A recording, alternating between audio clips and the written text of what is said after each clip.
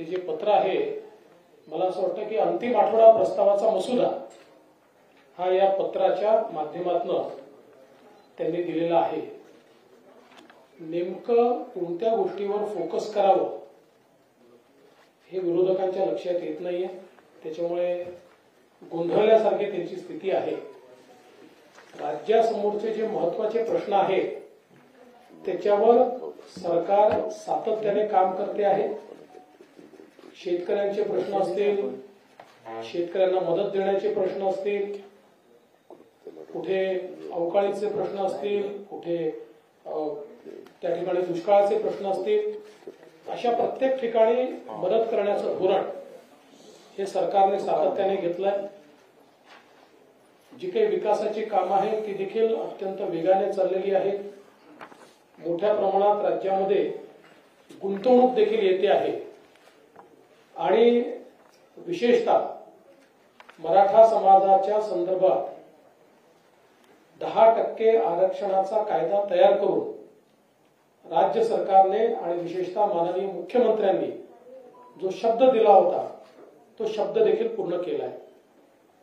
या पत्रामध्ये एक वाक्य मला जरा मनोरंजनासारखं वाटलं, कारण त्यात असं म्हटलंय की सभांमध्ये अर्वाच्य भाषा, शिवीगाळ यामुळेच महाराष्ट्राच्या संस्कृतीला गालबोट लागते.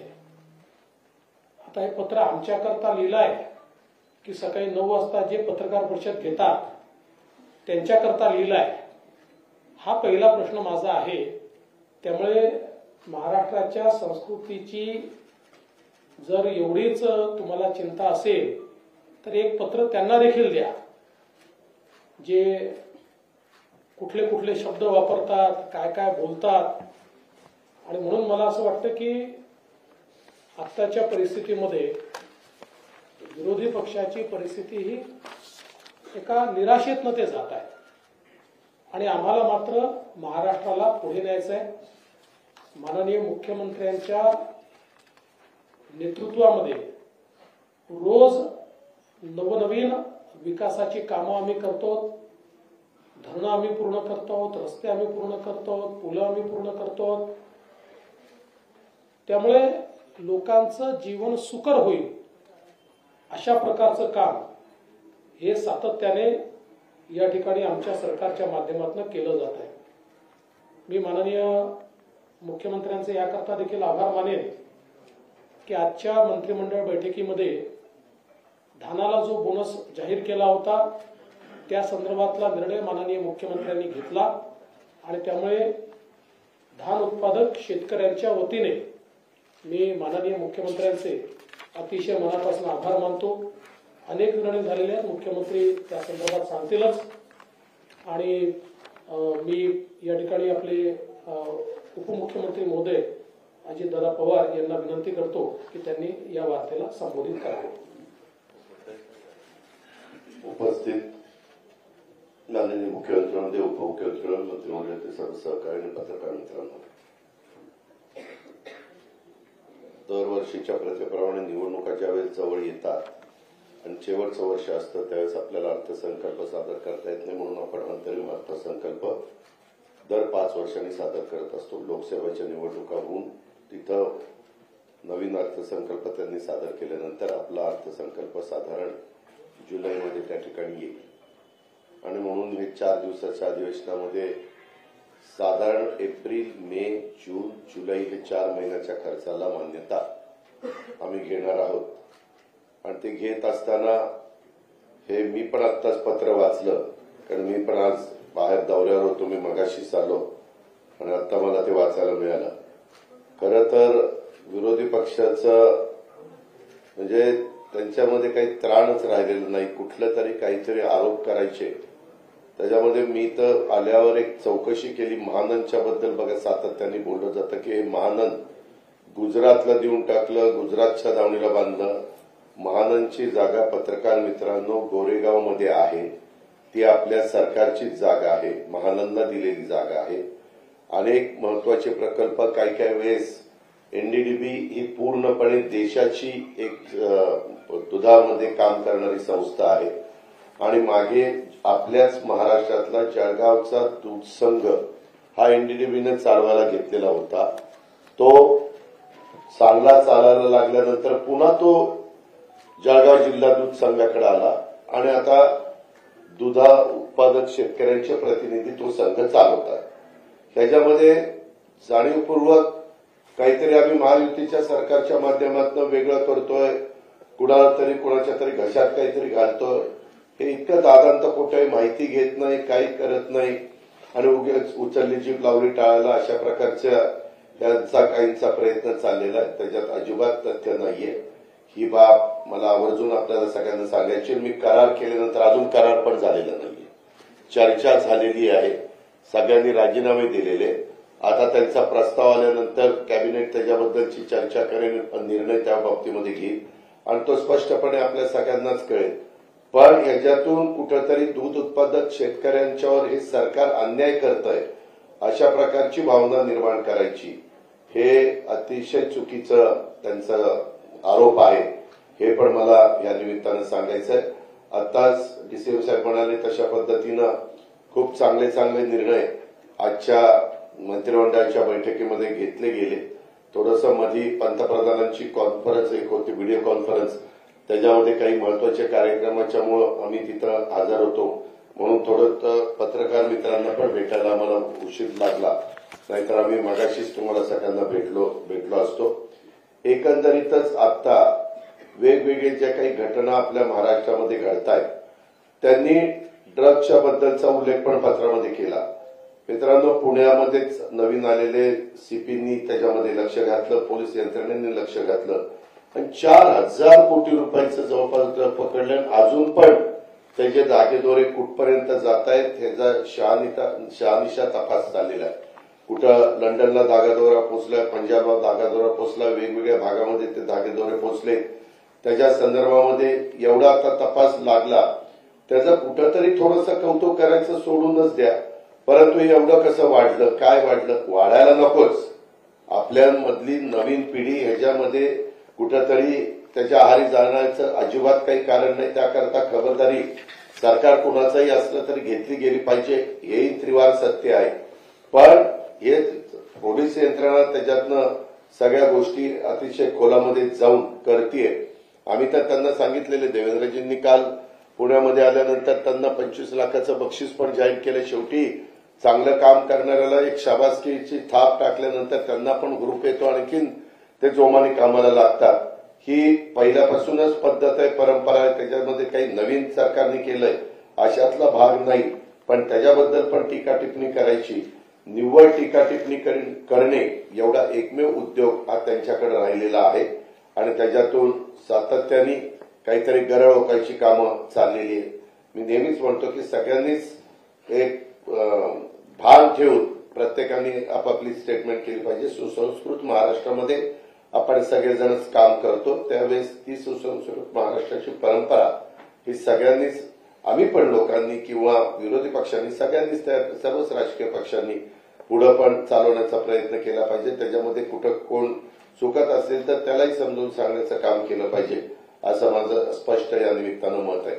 मित्रांनो, दुसरा एक महत्वाचा मुद्दा एक आहे तो म्हणजे मराठा आरक्षणाच्या बद्दल. आपल्यालाही सगळ्यांना माहिती आहे की स्वतः राज्याच्या प्रमुखांनी शिवाजी महाराजांची शपथ शिवाजी आपल्या दसऱ्याच्या वेळेस घेतली, विजयादशमीच्या वेळेस, आणि त्याच्यानंतर संपूर्ण सरकार त्याच्यामध्ये कामाला लागलं, यंत्रणा कामाला लागली.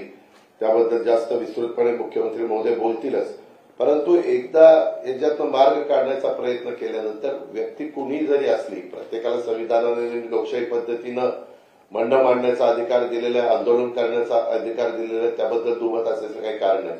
परंतु आपण काय बोलतोय, कशा पद्धतीनं बोलतोय, काही काही जण तिथं विभागीय आयुक्त असतील, कलेक्टर असतील, एसपी असतील किंवा बाकीचे अधिकारी असतील, यांच्याशी वागत असताना, बोलत असताना त्यांना कशी प्रकारची शिवराळ भाषा वापरली जाते, हे नक्की कोण करतंय, एवढं कसं काय धाडस होतंय, ह्याही खोलामध्ये थोडंसं जाण्याची नितांत गरज आहे. आणि एवढं स्वतः राज्याचे प्रमुख असं मी कधी बघितलं नाही. मागे पण अनेकांनी उपोषणं केली, मोर्चे काढले, परंतु राज्याचे प्रमुख 2 वेळेला, एकदा तिकडे जालन्यामध्ये गेले, एकदा नव्या मुंबईमध्ये गेले आणि एकच राज्याची कायदा सुव्यवस्था चांगली राहावी सगळ्यांच्यामध्ये एकोपा राहावा आणि प्रश्न तसाच लागावा. त्याच्यामध्ये खूप वर्षाची मागणी आहे. पृथ्वीराज बाबांच्या सरकारने पण त्याच्यामध्ये निर्णय घेतला होता, तो टिकला नाही हायकोर्टात. देवेंद्रजींनी पण निर्णय घेतला, तो टिकला नाही सुप्रीम कोर्टामध्ये. आणि त्याच्यानंतरच्या काळात आता निर्णय घेताना माणूस एखादा दुधाने तोंड बांधल्यानंतर ताक देखील फुंकून पितोही आपल्या मराठीमध्ये बोललं जातं. तशा पद्धतीनं फार बारकाईनं त्याच्यात लक्ष घातलं आणि मागास आयोग नेमणं, एक न्यायालयाची समिती नेमणं आणि त्याच्यातनं मार्ग काढणं, या सगळ्या गोष्टी करत असताना आज देखील जाणीवपूर्वक वेगवेगळ्या प्रकारची वक्तव्य ही केली जातात. मुख्यमंत्र्यांच्या बद्दल शिवराळ भाषा केली जाते, उपमुख्यमंत्री असतील, बाकीचे सगळे जर असतील, अशी पद्धत आपल्या महाराष्ट्रामध्ये कधी नव्हती. कुणी असं समजू नये किंवा हे आपण काही बोललो तर ते खपतं, असं होणार नाही. शेवटी सगळ्यांना नियम कायदे सारखे आहेत, त्याची नोंद देखील सगळ्यांनी घ्यावी. कारण नसताना हे समाजामध्ये गैरसमज पण निर्माण करण्याचा प्रयत्न करू नये. आणि मला समाजाला पण आवाहन करायचंय की हे सगळं करत असताना याच्यामध्ये सगळ्या गोष्टी टिकाऊ होतील ह्याच पद्धतीचा प्रयत्न, जसं बिहारच्या सरकारने नितीश कुमार यांनी 10% आरक्षण वाढवलं, तसं आपलं 52 अधिक 62 अधिक हे 72% झालेलं आहे. आणि सगळ्यांचं मत आहे की एक फार बारकाईनं काही कोटी लोकांचं सगळं माहिती घेऊन ते केलेलं आहे. सगळ्या सोयऱ्यांच्या बद्दल 6.5 लाख हरकती आलेल्या आहेत, त्याच्याबद्दलचं पण काम चाललेलं आहे. शेवटी करताना काम मागणी केल्यानंतर ती कायद्याच्या नियमाच्या चौकटीमध्ये कशी बसेल हा देखील अतिशय महत्वाचा त्याच्यातला प्रश्न असतो. त्याची पण नोंद कृपा करून सगळ्यांनी घ्यावी. आणि एकंदरीतच राज्यामध्ये सर्वसामान्यांचं सरकार चांगल्या पद्धतीनं काम करतं, ते करत असताना त्याला कुठेतरी गालबोट लावण्याचा प्रयत्न हा कोणी करू नये. त्याच्या पाठीमागं कोण आहे त्याहीबद्दल खोलात जाऊन त्याच्या संदर्भातली माहिती घ्यावी लागेल. कारण एक व्यक्ती एवढं धाडस त्या बाबतीमध्ये करणार नाही, तर त्याही संदर्भामध्ये सरकार निश्चितपणे योग्य ती भूमिका घेईल, एवढंच मला या निमित्तानं सांगायचं. धन्यवाद. आजच्या पत्रकार परिषदेमध्ये उपस्थित सर्व पत्रकारांचं मनापासून स्वागत. उद्यापासून राज्याचं अधिवेशन सुरू होत आहे आणि त्यामध्ये अंतरिम अर्थसंकल्प आणि 5 दिवसाचं अधिवेशन. विरोधी पक्षांनी मुद्दे मांडले ते आपल्या सगळ्यांना माहिती, आम्ही बघितले नाही, पण खूप मोठं त्याच्यामध्ये. आणि पहिल्यांदाच 2 विरोधी पक्ष नेत्यांचं लेटरेट दिले. अगोदर वेगवेगळे द्यायचे ते. आता त्याच्यामधून काही लोक इकडे आले काँग्रेसमधून आणि सगळ्याच अगदी चलबिचल आहे, अस्थिरता आहे, एकामेकावर विश्वास राहिलाय की नाही माहीत नाही. त्यामुळे कोण काय पत्र देत आहे, कोण काय देणार आहे, कुणी काय दिलंय, यापेक्षा दोघांचं एक लेटरेट आले पहिल्यांदा. आणि एकंदरीत विरोधी पक्ष एक कसं मी मागच्या वेळी देखील म्हणालो होतो, एक जसं कॉन्फिडन्स हरवलेला विरोधी पक्ष या ठिकाणी आपण पाहतोय. अधिवेशनाने मागच्या वेळेस देखील आपण पाहिलं की त्यांचा परफॉर्मन्स काय होता सभागृहामधला. खरं म्हणजे चहापान हे एक दरवेळेला आपण ठेवतो, परंतु दरवेळेस जी काही चहापानाची प्रथा असते ती बहिष्कार घालण्याची प्रथा देखील विरोधी पक्षाने कायम ठेवली. कारण चहापान म्हणजे काय, चहा प्यायचं आणि तिथे फक्त राज्याच्या प्रश्नावर काही साधक बाधक चर्चा होत असते तिथे. परंतु विरोधी पक्षाने ती बहिष्कार टाकण्याची परंपरा कायम ठेवलेली आहे. त्यांना चहापानामध्ये नाही, राजकारणामध्ये जास्तीचा इंटरेस्ट आहे. ठीक आहे, त्याच्याबद्दल मी काही बोलत नाही. परंतु हा जो काही उद्याचं जे अधिवेशन आहे त्यामध्ये मोठ्या प्रमाणावर राज्यातले विषय चर्चेमध्ये येतील. त्याचबरोबर आपल्या राज्य सरकारने देखील गेल्या 1.5-2 वर्षामध्ये अनेक निर्णय घेतले. त्यामध्ये शेतकऱ्यांसाठी आपण मोठे निर्णय घेतले. जवळपास त्यांचा तोही मुद्दा आहे की शेतकऱ्यांना वाऱ्यावर सोडलं, पण आतापर्यंत 45,000 कोटी रुपयाचं आपण शेतकऱ्यांना मदत केली आहे. मग ती वेगवेगळ्या माध्यमातून अवकाळी असेल, गारपीट असेल, अतिवृष्टी असेल, त्याचबरोबर 6,000 केंद्र सरकारचे, राज्याचे 6,000. त्यांनी पीक विमा योजनेच्या बद्दल देखील आक्षेप घेतलाय. 1 रुपयामध्ये पीक विमा योजना आपण दिली आणि आपण सर्व पैसे सरकार भरतो आणि यामध्ये देखील हे राज्य आपलं पहिलं राज्य आहे आणि त्यामुळे देखील त्यांनी टीका केली, माहिती घेतली पाहिजे होती त्यांनी. पण यामध्ये मोठ्या प्रमाणावर जे काही आपण शेतकऱ्यांसाठी, महिला भगिनींसाठी लेट लाडकी लखपती योजना केली, 50% एसटी मध्ये सवलत दिली, महिलांना सक्षमीकरण आपण करतोय, बचत गट, महिला बचत गट आपण सक्षम करतोय. त्याचबरोबर मोठ्या प्रमाणावर आपल्या राज्यामध्ये इन्फ्रास्ट्रक्चरची कामं आहेत. 8 लाख कोटीची पायाभूत सुविधांची कामं सुरू आहेत आणि त्यामध्ये आपण नुकताच अटल सेतूचं उद्घाटन आदरणीय प्रधानमंत्री महोदय यांच्या शुभ हस्ते केलं. समृद्धी हायवे बाळासाहेबांच्या नावात त्याचं आपण लोकार्पण केलं. आज अटल सेतू लोकांच्या जीवनामध्ये बदल घडवणार आहे, गेम चेंजर प्रकल्प आहे आणि म्हणून जे 2 तासाचं अंतर 15 मिनिटांमध्ये पार करतोय, तिथलं मोठ्या प्रमाणावर इकॉनॉमी, पूर्ण सिस्टीम बूस्ट होईल, एक इकोसिस्टीम तयार होईल. असे अनेक प्रकल्प आपण मार्गी लावतो जे पूर्वीच्या सरकारमध्ये थांबले होते. मेट्रोचे प्रकल्प, मेट्रो 3 असेल, मेट्रोचे अनेक जे बाकी प्रकल्प आहेत ते थांबवले होते. हे सगळे जे काय हे आम्ही चालना त्याला देतोय आणि म्हणून उद्योग पळवले म्हणाले. आता आम्ही दावोसमध्ये जवळपास 3,73,000 कोटीचे एमओयू साईन केले. गेल्या वेळेस 1,37,000, त्याचं 80% एक्झिक्युशन झालं. जवळपास आता 5 लाख कोटीचे एमओयू साईन झाले. यावेळेस आता आपण इथं आल्यानंतर देखील 40,000चं स्टीलमध्ये इन्व्हेस्टमेंट झाली. ग्रीन हायड्रोजनला आपलं राज्य पहिलं राज्य आहे आपण प्रमोट करणार आणि आदरणीय प्रधानमंत्री मोदींची देखील संकल्पना आहे ग्रीन हायड्रोजनला आपण पुढे आणलं पाहिजे, त्याला प्राधान्य दिलं पाहिजे. हे सगळं जे काय इतके म्हणजे आपले प्रकल्प सुरू आहे आणि एअरपोर्टचं काम सुरू आहे नव्या मुंबईमध्ये. लोकांच्या जीवनामध्ये बदल घडवण्यासाठी आपण अनेक प्रकल्पांना चालना दिली. जलयुक्त शिवार देवेंद्रजींच्या काळात सुरू झालं, नंतर बंद झालं, त्याला आम्ही मोठ्या प्रमाणावर चालना दिली.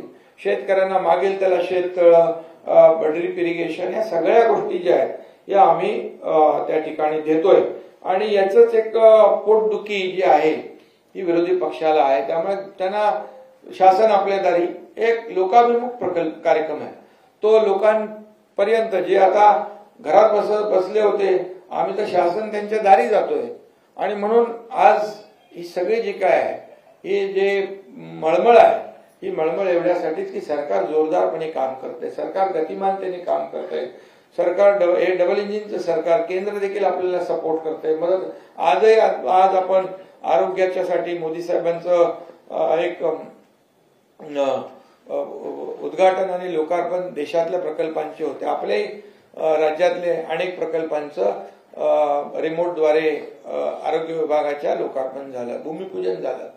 त्यामुळे आपण केंद्राकडे पाठवलेला एकही प्रस्ताव कुठलीही कपात न करता मंजूर होतोय आणि म्हणून शेवटी आपल्याला केंद्र आणि राज्य सरकार मिळून या ठिकाणी काम करते. एक विचाराचं सरकार असलं की अशा प्रकारचे रिझल्ट मिळतात आणि म्हणून हे सगळे जी काही पोटदुखी आहे ती पोटदुखी त्यांच्या या पत्रातून दिसून येते आणि म्हणून या सगळ्या प्रकल्पांमुळे जसं केंद्र राज्य आपल्या मोदी साहेबांचं $5 ट्रिलियन जे स्वप्न आहे ते आपण $1 ट्रिलियन इकॉनॉमीचं आपण जे आपलं गोल जो आहे तो आपण अचीव करण्याकडे आपण जातोय. त्यामुळे सगळंच राज्यामध्ये सर्वांगीण विकासाचं काम सुरू आहे. आपल्याकडे मोठ्या प्रमाणात जे आज जे पायाभूत सुविधेचे प्रकल्प देशामध्ये पहिल्या क्रमांकाचे आपल्या राज्यामध्ये आहे. आज FDI मध्ये आपण पहिल्या नंबरला आहोत आणि हे सगळं जे आहे आज GDP मध्ये आपला कॉन्ट्रीब्युशन सगळ्यात जास्ती आहे. हे महाराष्ट्र जे आहे मागच्या आपलं सरकार स्थापन व्हायचे मला वाटतं तुमच्या काळामध्ये आपण FDI मध्ये पहिल्यावर होतो, नंतर मागे गेलो दुसऱ्या तिसऱ्यावर. सरकार पुन्हा आपलं महायुतीचं आल्यानंतर आपण पुन्हा पहिल्या क्रमांकावर आलो. हे सगळं जे आहे हे सगळं का म्हणजे मी बोलतोय ते तुम्हाला सगळ्यांना माहित आहे, जे बोलतोय त्यातला एक एक शब्द खरा आहे आणि म्हणून आज राज्याला आपण प्रगती पथाकडे नेत असताना राज्यातल्या सर्व सेक्टरला आपण स्पर्श करतोय. मग शेतकरी असतील, कष्टकरी असतील, कामगार असतील, महिला भगिनी आहेत, युवा आहेत, सगळे लोक आहेत रोजगाराचा विषय, आज आपला शासकीय नोकऱ्या त्या आपण सुरू केल्या, स्टार्टअप आहे, त्याचबरोबर स्किल डेव्हलपमेंट सेंटरच्या माध्यमातून आपण लाखो लोकांना नोकऱ्या देतो. आणि त्यामुळे हे जे काही गतिमानतेने सरकार सुरू आहे, आपण स्वच्छतेकडे आपण लक्ष दिलंय, डीप क्लीन ड्राईव्ह आपण स्वतः सुरू केले, त्याच्यामुळे खूप मोठ्या प्रमाणावर टप्प्याटप्प्याने मुंबई नंतर इतर सगळे शहरं सर्व राज्यामध्ये आपण ते करतो. त्याच्यामुळे प्रदूषणामध्ये देखील खूप जे काही कमी झालंय. हे सगळं जे आहे हे सगळं जे काही हजम होत नाहीये आणि त्यामुळे या सगळ्या ज्या बाबी आहेत, मराठा आरक्षणच्या बाबतीमध्ये मराठा आरक्षण आज आपण जे मी अजितदादा म्हणाले, मी शपथ घेतली होती त्याप्रमाणे मराठा आरक्षण 10% देण्याचा निर्णय आपल्या सरकारने घेतला. एक धाडसी निर्णय घेतला. जेव्हा यापूर्वी देखील हा निर्णय घेतला होता, जेव्हा देवेंद्रजी मुख्यमंत्री होते आणि हायकोर्टामध्ये तो निर्णय टिकवला आपण, परंतु दुर्दैवाने सरकार बदलल्यानंतर सुप्रीम कोर्टामध्ये ज्या पद्धतीने बाजू मांडली पाहिजे होती ती बाजू मांडली नाही, दुर्दैवाने तिथे रद्द झाला. आणि आता याच्यामध्ये कुणबी नोंदी आहेत त्या आपण तिथे जी शिंदे कमिटी आहे ते एक वेगळं काम सुरू आहे. आज त्याच्यामध्ये जे नोटिफिकेशन काढलेलं आहे त्याच्यामध्ये आपण हरकती 6 लाख आलेल्या आहे त्याची स्क्रुटिनी करतोय. त्यानंतर ते आपण त्याच्यावर प्रक्रिया सुरू आहे, त्याच्यावर सरकार योग्य तो निर्णय घेईल. परंतु जे सुप्रीम कोर्टामध्ये आरक्षण टिकवण्यासाठी जे काय मुद्दे, ज्या काय बाबी मांडायला पाहिजे होत्या तिथे आलेलं जे अपयश आहे आणि ते अपयश, तिथे काढलेल्या त्रुटी, तिथे ज्या काही निरीक्षणं सुप्रीम कोर्टाने नोंदवली होती ती पूर्णपणे आम्ही मागासवर्ग आयोग नवीन गठीत केला, त्याचे पुनर्गठन केलं आणि मोठ्या प्रमाणात 4 लाख लोक काम करत होते. आणि 4 लाख लोक काम करत असताना मागासवर्ग आयोग, त्याचबरोबर 3 जस्टिस निवृत्त न्यायाधीश, त्यांना आपण याच्यामध्ये मदतीला घेतलं होतं. इतर सगळी टीम जी आहे, जेव्हा अगोदर हायकोर्टामध्ये टिकवलं त्यावेळेस जी टीम होती त्यांची मदत आम्ही घेतली आणि हे मराठा आरक्षण 10% देण्याचा निर्णय घेतला. जसा आम्ही शब्द दिला होता तो शब्द आम्ही पूर्ण केला. ओबीसी समाज, इतर समाजाला धक्का न लावता आम्ही मराठा आरक्षण देणार ही भूमिका सरकारची स्पष्टपणे पहिल्या दिवसापासून होती आणि ती आम्ही पूर्ण केली. आज काही लोक म्हणतात ओबीसी मराठा आरक्षण टिकणार नाही. अरे आता आम्ही दिलेलं आहे, तुम्ही तर दिलं नाही कधी. जेव्हा तुमच्या हातात संधी होती तेव्हा दिलं नाही.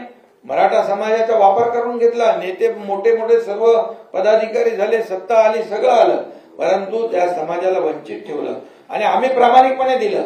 आता तुम्ही सांगताय टिकणार नाही. अरे का टिकणार नाही त्याची कारणं द्या. आणि मराठा समाजाला दिलेलं आरक्षण पूर्णपणे कायद्याच्या चौकटीत आणि कायद्याच्या कसोटीवर टिकणार आहे. मोठ्या प्रमाणावर आपण एम्पिरिकल डेटा गोळा केलेला आहे. तो फक्त सॅम्पल सर्व्हे नाही, एक्सटेन्सिव्ह सर्व्हे केला आहे, डिटेल सर्व्हे केलेला आहे. मराठा समाज मागास कसा आहे सोशली आणि एज्युकेशनली, हा पूर्णपणे जसं कोर्टाने म्हटलं तुम्ही पहिलं मागास सिद्ध करा. कोर्टाने ज्या ज्या बाबी मांडलेल्या आहेत त्या त्या बाबींचा अंतर्भाव आम्ही मराठा समाजाला आरक्षण देताना केलेला आहे. त्यामुळे मराठा समाज दिलेलं आरक्षण पूर्णपणे कायद्याच्या चौकटीवर बसण्यासाठी, टिकण्यासाठी शासन पूर्ण ताकद लावेल. आणि आम्हाला विश्वास आहे ज्या बाबी सुप्रीम कोर्टाने ज्या मांडल्या होत्या, जी निरीक्षणं नोंदवली होती, ज्या त्रुट्या दाखवल्या होत्या त्या पूर्णपणे दूर यामध्ये केलेल्या आहेत. त्यामुळे विरोधी पक्षाने देखील हे आरक्षण कसं टिकलं पाहिजे अशा सूचना न करता टिकणार नाही, टिकणार नाही, टिकणार नाही, का टिकणार नाही याची कारणं तर देत नाहीत. आणि म्हणून मी आपल्याला एवढंच सांगतो की आज मराठा समाजाला आरक्षण आपण दिले, जसा शब्द दिला त्याप्रमाणे सरकार वागलेलं आहे. त्याचबरोबर ज्यांना कुणबी नोंदी सापडत नव्हत्या त्यांचं देखील आम्ही जस्टिस शिंदे समितीच्या माध्यमातून तेही काम सुरू केले, त्याचं नोटिफिकेशन काढले, त्याच्या हरकती आल्या. आणि म्हणून अगदी तात्काळ यामध्ये कायदेशीर प्रक्रिया सगळ्या बाबी ज्या आहेत या पूर्ण केल्या पाहिजे. एवढ्या घाई गडबडीमध्ये कुठलाही निर्णय घेता येणार नाही आणि आम्ही कोणाची फसवणूक करणार नाही, आम्ही कुणालाही फसवणार नाही. पहिल्या दिवसापासून आमची भूमिका स्पष्ट आहे आणि म्हणूनच जो काही निर्णय घेतलाय हा टिकणारा निर्णय आम्ही घेतलेला आहे. आणि म्हणून माझी विरोधी पक्षाला देखील त्यांनाही आव्हान आहे की यामध्ये मराठा समाजाला आरक्षण दिल्यानंतर तुम्ही दिलं नाही, पण आम्ही दिल्यानंतर उलट तुम्ही त्याच्यामध्ये सहकार्याची भूमिका घ्यायला पाहिजे. ते कसं टिकेल या बाबतीत चांगलं बोललं पाहिजे. ते टिकणार नाही असं संभ्रम निर्माण करून मराठा समाजाला त्याचं खच्चीकरण करण्याचं काम कोण करतंय याचा देखील जनतेसमोर उलगडा नक्कीच होईल.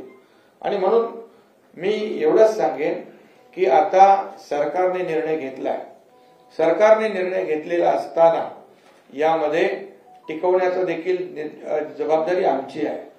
आणि म्हणूनच या कायदा सुव्यवस्था राखण्याची जबाबदारी देखील आमची आहे. त्यामुळे कुणीही या संयम पाळावा, कायदा हातात घेता कामा नये. शेवटी सर्वसामान्य माणसाला या राज्यामध्ये सुखाने, समाधानाने, आनंदाने जगण्याचा अधिकार आहे. त्यामुळे सरकारने जो शब्द दिला तो शब्द पाळलेला आहे. आणि म्हणून आंदोलनकर्ते जे कोणी असतील त्यांनी देखील या सगळ्या गोष्टी सरकारने केलेल्याची जाणीव ठेवली पाहिजे. सरकारने आतापर्यंत जे जे काही केलं, जस्टिस शिंदे कमिटी नेमली, अगदी तेलंगणा, हैदराबाद पर्यंत त्या ठिकाणी देखील आपले लोक गेले. त्या ठिकाणी देखील जे काही पुरावे आहेत ते आपण शोधतोय. आणि म्हणून मराठा समाजाला ओबीसी प्रमाणे जोपर्यंत आरक्षण मिळत नव्हतं सवलती देण्याचा निर्णय आपण घेतला. सारथी असेल, अण्णासाहेब पाटील आर्थिक विकास महामंडळ आहे, त्याचे 10 लाखाचे 15 लाख आपण त्याचं कर्ज आपण व्याज आपण भरतोय सरकार म्हणून. आज हॉस्टेल ज्या ठिकाणी आहे तिथे हॉस्टेल दिले, जिथे हॉस्टेल नाही त्यांना आपण भाडं वाढवून ते स्वधार योजना सुरू केली. आणि सगळं जे आहे हे आपण सकारात्मक करतोय. आज किती अधिसंख्य पदं होती, कोणी हिंमत केली? आमच्या सरकारने हिंमत केली. 5,000 लोकांना ज्यांचं सिलेक्शन झालं होतं, अपॉइंटमेंट मिळाली नव्हती, ते त्यांना अपॉइंटमेंट देण्याचं धाडस देखील आमच्या सरकारने केलं. 5,000 लोकांना आज नोकऱ्या मिळालेल्या. मध्ये मॅटमध्ये 500 लोक गेले होते एमपीएससीचे, तिथे हायकोर्टामध्ये बाजूला मांडून लढवून त्यांना परत त्यांना नोकऱ्या दिल्या आम्ही. कुठं सरकार मागे पडतंय, कुठे सरकार कमी पडतंय हे तर दाखवा. आणि म्हणून या सगळ्या ज्या काही बाबी आहेत या राज्यामध्ये काही लोकांचं अराजकता पसरवण्याचं जे काही हे आहे, कारस्थान आहे, हे कुणी करता कामा नये. या राज्यातली जनता सुज्ञ आहे, या महाराष्ट्रातली जनता सुज्ञ आहे. आणि सरकार जे काम करतंय याचा देखील साक्षीदार जनता आहे. आणि म्हणून आतापर्यंत जे जे काही झालं नाही मराठा समाजाच्या बाबतीमध्ये, ओबीसी समाजाच्या बाबतीमध्ये अनेक निर्णय सरकारने घेतले. आज आपल्या धनगर समाजाचा पण आपण कॅबिनेटमध्ये तोही निर्णय आज आपण घेतला. 5,500 ते 10,000 संख्या वाढवण्याचा. समाजाला, सर्व समाजाला मुख्य प्रवाहामध्ये आणण्याचं काम सरकार करतंय. त्यामुळे मला वाटतं याच्यामध्ये कुणीही एक लोकांमध्ये संभ्रम पसरवण्याचा आणि सहानुभूती मिळवण्याचा प्रयत्न करू नये. महाराष्ट्रातली जनता सुज्ञ आहे.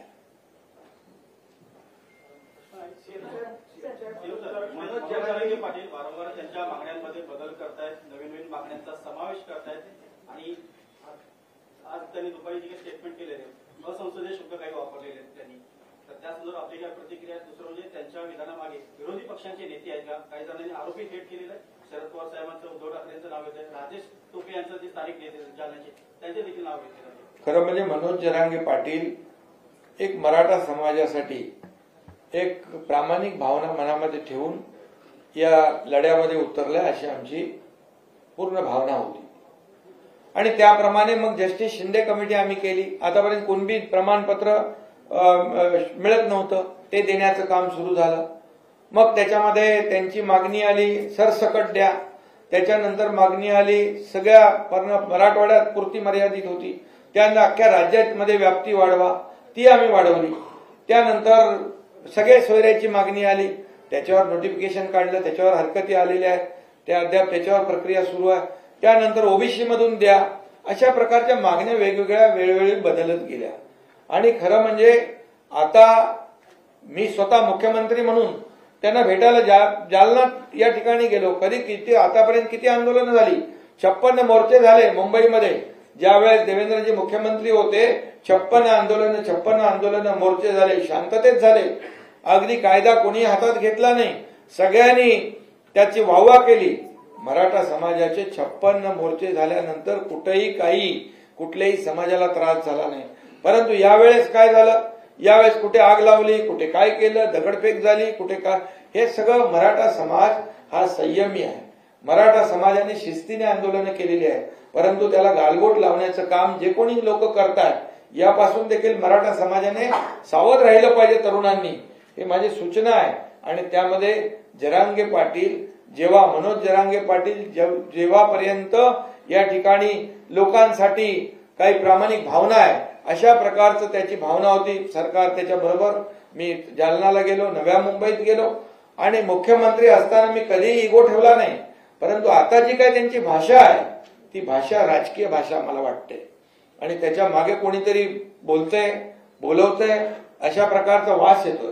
आणि त्यामुळे यामध्ये कुठल्याही राजकारणाला बळी न पडता मराठा समाजाने आपल्याला सरकारने दिलेला निर्णय जो आहे हा सरकारने दिलेला निर्णय पूर्णपणे विचारांती निर्णय घेतलेला आहे. आणि आज मुख्यमंत्री उपमुख्यमंत्री यांच्याबद्दल अशा प्रकारचं वक्तव्य करणं, खालच्या पातळीवर जाऊन बोलणं ही आपली संस्कृती नाहीये, ही महाराष्ट्राची संस्कृती नाहीये. आंदोलनकर्ते अनेक होऊन गेले. आज देवेंद्रजींच्या बाबतीमध्ये कुठला आरोप केला त्यांनी, अशा प्रकारचं कुणीतरी त्यांना सांगायला लावतंय का याचा त्यांनी विचार केला पाहिजे. जर देवेंद्रजी मराठा समाजाच्या विरोधामध्ये असते तर त्यांनी मागच्या वेळेस जे आरक्षण दिलं, आम्ही सगळे एकत्र होतो, मराठा समाजाला आरक्षण मिळवून दिलं, त्यासाठी खूप मेहनत आम्ही घेतली. त्यावेळेस हायकोर्टामध्ये देखील टिकवलं. हे टिकलं नाही ते सुप्रीम कोर्टामध्ये. याला जबाबदार कोण आहे? आणि म्हणून अशा प्रकारचे खालचे पातळीवरचे आरोप हे महाराष्ट्र सहन करत नाही. महाराष्ट्राची ती संस्कृती नाही, महाराष्ट्राची ती परंपरा नाही. आता याच्यामधून एवढं सगळं केल्यानंतर, दिल्यानंतर त्यांना अपेक्षितच नव्हतं विरोधी पक्षाला एवढ्या लवकर मराठा आरक्षण मिळेल. अरे आम्ही डे नाईट काम केलं, 4 लाख लोक काम करत होते दिवस रात्र, आणि दिवस रात्र त्यांना अपेक्षितच नव्हतं मराठा आरक्षण 10% मिळेल. त्यांना वाटलं हे सगळं जाळत सगळं हे कायदा सुव्यवस्थेचा प्रश्न निर्माण होईल, समाजामध्ये तेढ निर्माण होईल, अशीच भावना होती त्यांची, मिटवण्याची भावना नव्हती. आणि म्हणून हे दिलं. त्याचबरोबर कुणबी प्रमाणपत्र मिळत आहेत ते पण आपण सुरू केलं. मराठा समाजाला ओबीसी प्रमाणे सवलती मिळत आहेत हेही आपण सरकारने सुरू केलं. काय सरकारने केलं नाही ते सांगा. तुम्ही तर केलं नाही आणि जे सरकार करतंय त्याच्यामध्ये आडवे येत आहे. बिलकुल मी एवढंच सांगतो, या महाराष्ट्रातली जनता सुज्ञ आहे. तुम्हाला योग्य तुमची जागा दाखवेल. आणि मला एवढंच सांगायचं आहे, आंदोलनकर्त्यांनी कायदा हातात घेता येणार नाही. या कायद्यासमोर कोणीही छोटा मोठा नाही, कायद्यासमोर सर्व समान आहेत याची जाणीव प्रत्येकाने ठेवली पाहिजे. सरकार म्हणून, मुख्यमंत्री म्हणून मी कधीही काही इगो ठेवला नाही. कशाला जायचं, कशासाठी जायचं, हजारो आंदोलनं झाली या राज्यामध्ये, तेव्हा अशा प्रकारचं कधीही कोणी वागलं नाही. आणि म्हणून प्रत्येकाने आपल्या आपल्या मर्यादेमध्ये राहिलं पाहिजे. या आपल्यामुळे समाजाला त्रास होता कामा नये, कायदा सुव्यवस्थेचा प्रश्न निर्माण होता कामा नये याची दखल आणि नोंद प्रत्येकाने घेतली पाहिजे. आणि या सगळ्या मागे सरकार पूर्णपणे लक्ष ठेवून आहे. आणि कुणाला वाटत असेल की सरकारला काही माहित नाही, परंतु सरकार, गृह विभाग या बाबतीमध्ये पूर्णपणे लक्ष ठेवून आहे.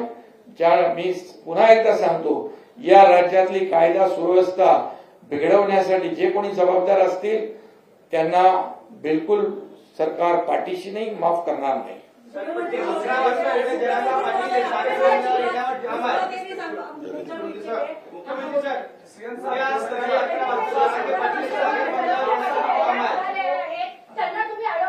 काय उद्या सकाळी 11 वाजता सागर बंगल्यावर येणार असं थेट आव्हान केलंय. पोलीस आणि गृह विभाग जे कायदा सुव्यवस्था राखण्यासाठी जे काही करायचं ते करेल. आणि फडणवीस साहेबांनी केले त्यांच्यावर कारवाई होणार का? आणि फडणवीस साहेबांचं मत त्याबाबत काय आहे?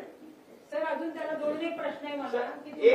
एक आरोप त्यांनी केला की सलाईन मध्ये वीज देऊन मारण्याचा प्रयत्न आहे. लक्षामध्ये दिलं आणि तुम्ही त्यांच्यावर कारवाई करायला पाहिजे होती. ज्या पद्धतीने ते वाद गेले आणि जरांगे पाटील हे काय एकमेव मराठ्यांचे नेते नाहीयेत असं आम्ही मानतो आणि जनताही मानते.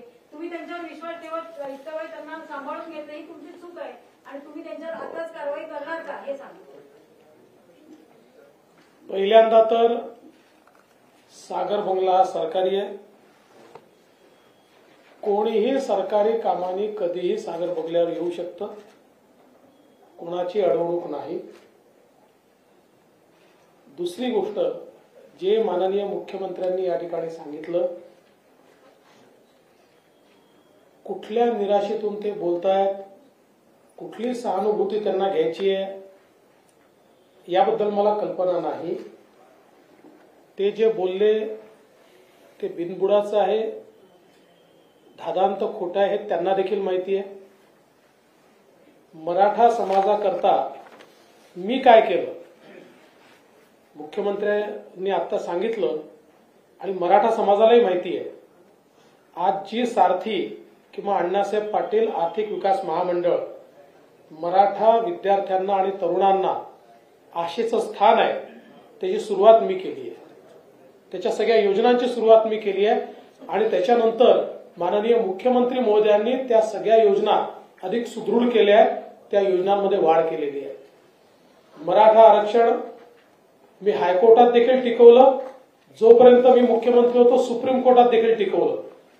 माझं मुख्यमंत्रीपद गेल्यानंतर जे मुख्यमंत्री आले होते आणि त्यांच्यासोबत जे काही ज्यांना जबाबदाऱ्या दिल्या होत्या, जे काही असेल, पण ते सुप्रीम कोर्टामध्ये ते मुख्यमंत्री हे आरक्षण टिकवू शकले नाहीत, हे देखील आपण सगळ्यांनी स्पष्टपणे बघितलेलं आहे. त्यामुळे कोणाच्या म्हणण्याने मराठा समाज त्या गोष्टीवर विश्वास ठेवेल असं मानणाऱ्यांपैकी मी नाही.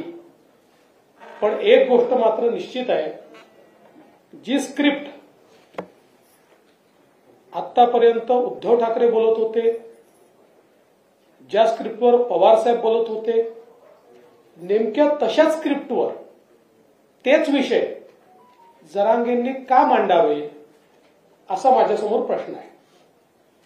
त्याच्यामुळे याच्या पाठीशी काय आहे काय नाही आहे, मुख्यमंत्री महोदयांनी सांगितलं त्याची काही कल्पना आमच्याकडे आहे, ती योग्य वेळी बाहेर येईल. तुर्तस एवढंच आहे, कायदा सुव्यवस्था न बिघडवता कोणी आंदोलन केलं तरी आमची हरकत नाही, पण कायदा आणि सुव्यवस्थेचं पालन होणार नसेल तर पोलिसांना योग्य कारवाई ही करावीच लागेल.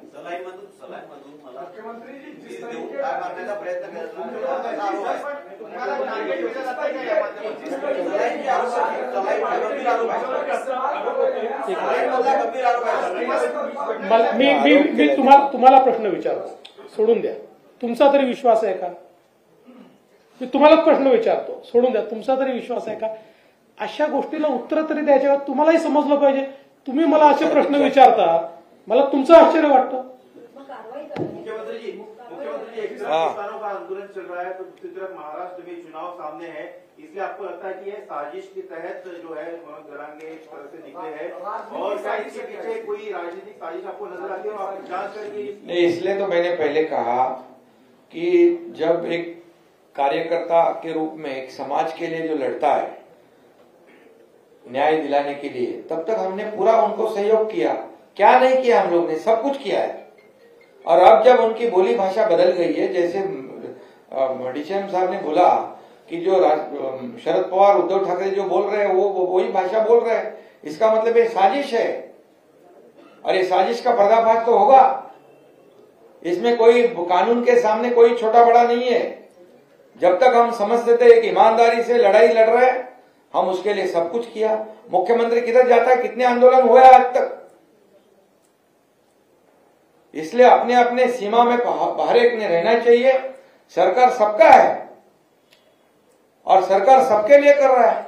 हमने जो शब्द दिया था वो पूरा किया है, किसी अन्य समाज को अन्याय नहीं करते हुए. ये तो मराठा समाज में खुशी की लहर है.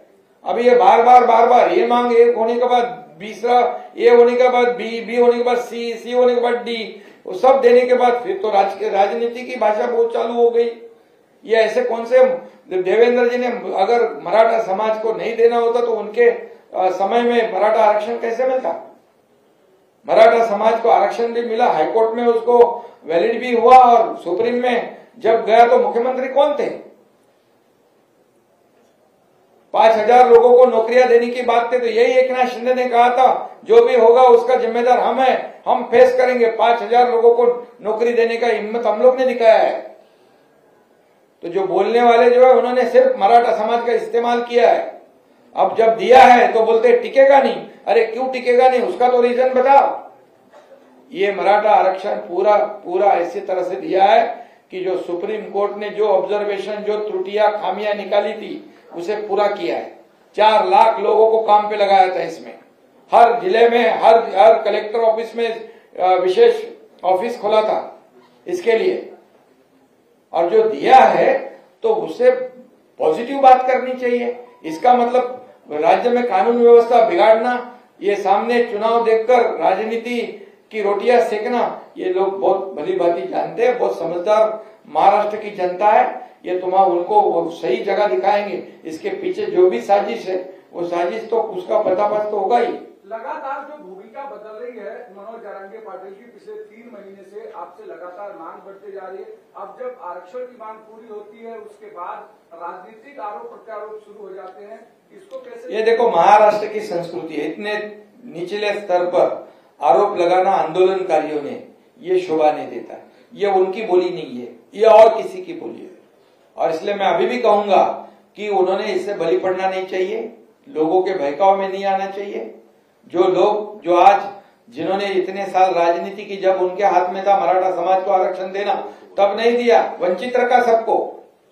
और जब हमने देने की हिम्मत बताई तो उसके साथ में जैसे सहयोग करना चाहिए, न कि कानून व्यवस्था बिगाड़ के संभ्रम निर्माण करना चाहिए। मुख्यमंत्री किंवा उपमुख्यमंत्री, कानून के सामने कोई भी छोटा बड़ा नहीं है, मैंने बताया है आपको। मुख्यमंत्री किंवा उपमुख्यमंत्री यांच्या विरुद्ध कोणी समाज माध्यमांवर आरोप केले तर आतापर्यंत अनेकदा गुन्हे दाखल झालेले आहेत। अरे मुख्यमंत्र्यांनी तर जेलमध्ये टाकले, आरोप केले तर राणेंना आणि त्या कंगना रणावतला आणि त्या कोणतो आपला राणा, नवनीत राणा, त्याला 40 दिवस जेलमध्ये टाकला, देशद्रोहाचा खटला भरला। तेच मला विचारायचंय, तर फडणवीस साहेबांवरती असे आरोप झाल्यानंतर जरांगे विरुद्ध आपण गुन्हा दाखल करणार आहात का? सगळं कायदेशीर, ज्या बाब मी मगाशीच म्हटलं, कायद्यापेक्षा कुणी स्वतःला मोठं समजू नये। संयम ठेवलेला आहे सरकारने, संयमाचा अंत पाहू नका। दुसरा प्रश्न असा आहे की तुम्ही 2.5 वर्षाच्या काळात सुप्रीम कोर्टाने आरक्षण टिकवलं नाही, महाविकास आघाडी सरकारने असं म्हणाला होता। त्या सरकारमध्ये राष्ट्रवादी काँग्रेस पक्ष सामील होता आणि त्याच्यात अजितदादा पवार उपमुख्यमंत्री होते। हा, मग काय झालं? त्याच्यामध्ये कुठं एक अजितदादा पवार काय उपसमितीचे अध्यक्ष होते का मुख्यमंत्री होते? असं नाही, पण पक्षीय अरे असं काय, तुम्ही बघा, आरक्षण जे टिकलं हायकोर्टामध्ये, सुप्रीम कोर्टामध्ये टिकलं नाही का? याचं कारण जे आहे हे तुम्हाला माहित आहे, सगळ्यांना माहित आहे। आणि त्या सगळ्या त्रुट्या ज्या आहेत आणि जी निरीक्षण आहे ती आम्ही पूर्णपणे या मागासवर्ग आयोग आणि आपल्या सर्व्हेमध्ये त्याची नोंद घेतलेली आहे। माझा प्रश्न वेगळा आहे, त्या समितीमध्ये आपणही होता, त्या गव्हर्नमेंटमध्ये हा होतो ना, मी मुख्यमंत्री नव्हतो, मी त्या उपसमितीचा अध्यक्ष पण नव्हतो। कोणते अडथळे आले असं मला विचारायचं? अरे अडथळे सगळे दूर केले आम्ही, तुम्हाला मी सांगतो, राज्य सरकार ते पूर्णपणे आरक्षण टिकवणार।